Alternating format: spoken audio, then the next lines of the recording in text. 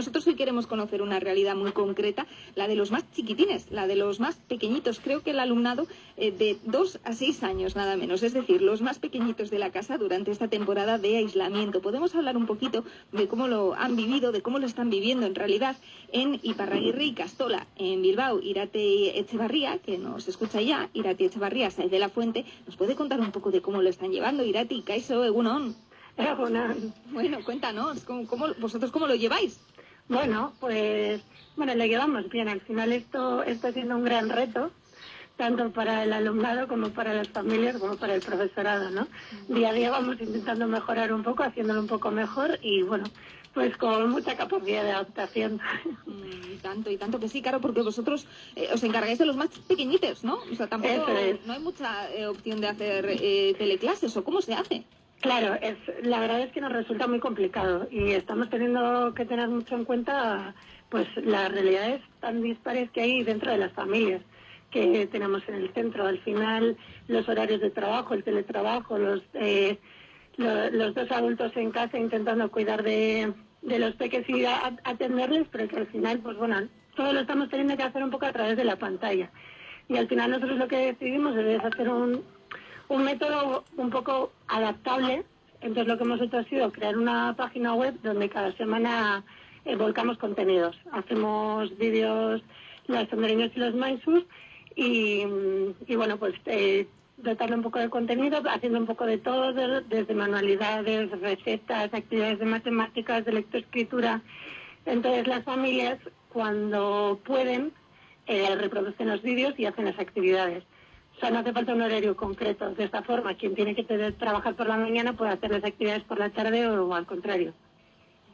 En los medios nos hemos fijado mucho, pues eso, en más quizá adolescentes o en edades en las ya que pueden tener una cierta autonomía para trabajar, pero es verdad que estas edades, son vitales, ¿no?, para su desarrollo y que no se puede congelar su educación durante X meses.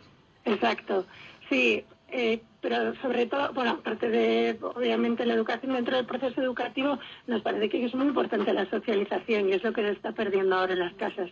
Entonces sí que un paso que dimos nosotros, al principio empezamos a hacer videollamadas individuales, pues para que siguieran teniendo al profesorado como referente, pero luego dimos un siguiente paso que vimos que al final esa necesidad de sociabilizar, pues bueno, pues hemos creado videollamadas grupales, en pequeños grupos para que al final puedan ver a sus compañeros y compañeras y puedan hablar un poco. Pero claro, todo esto, pues como comprenderéis, es un reto en niños de 2, 3, 4 y 5 años.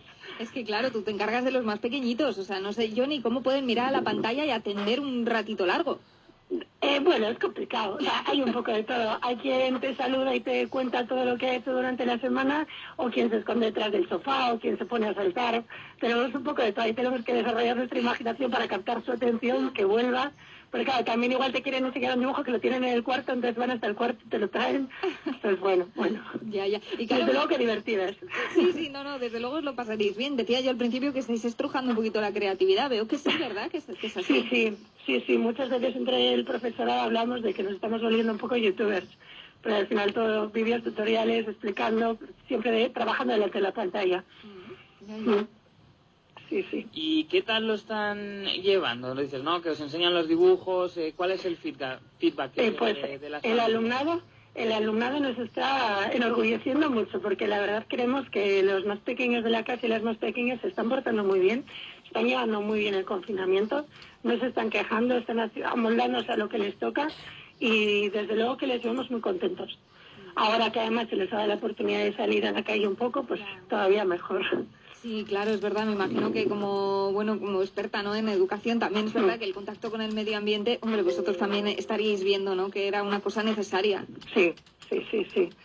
Claro, lo que pasa es que al final también había que tener cuidado, había que seguir un poco las pautas, así que bueno, han tenido mucha paciencia y también las familias.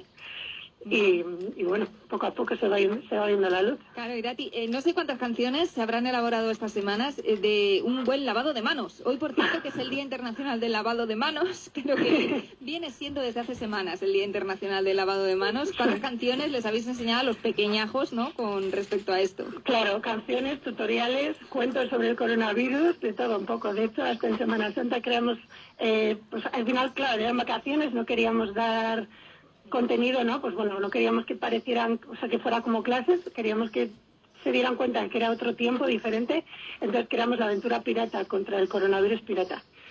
Y entonces pues creamos un vídeo, los andereños y los maestros, sobre cómo éramos piratas y teníamos que luchar contra el coronavirus, y tenían cada día pues un reto, pues una gincana, o sea, una búsqueda del tesoro, hacer un picnic, y bueno, pues para... Hablaba antes, Leire, de esa posibilidad, ¿no? Pues que cuando se reanuden las clases, el próximo curso, bueno, 15 alumnos, ¿todas esas medidas son realmente implementables o requeriría cambiar por completo la forma en la que se trabaja en los colegios? Pues, hombre, como es que para mí la palabra que mejor define todo esto es incertidumbre. Al final es una decisión que creo que no compete a los centros, sino que va a venir un poco más del gobierno vasco, porque al final se tiene que hacer un cambio estructural. O sea, si eso ocurre, hay que cambiar la estructura. Al final el ratio de alumnado es mucho más alto del que se quiere marcar a partir de septiembre. Entonces, bueno, pues esperaremos pautas que nos den. Pues y seguiremos lo que nos digan. Sí, es verdad, habrá que estar en eso, pero efectivamente, pues bueno, haciéndolo de la mejor manera posible, que yo creo que con eso la población, desde luego, tenemos toda la confianza, ¿no?, de que así está siendo, a pesar de las dificultades, que desde luego nos imaginamos que serán muchas, y algunas pues hasta divertidas, como nos decías, ¿no?, que también lo estaréis viviendo. Bueno, pues Irate Etxebarria Sáenz de la Fuente, pues muchísimas gracias por contarnos de esa educación de los más chiquititos en Iparraguirre y Ikastola. Un abrazo. A vosotros, agur.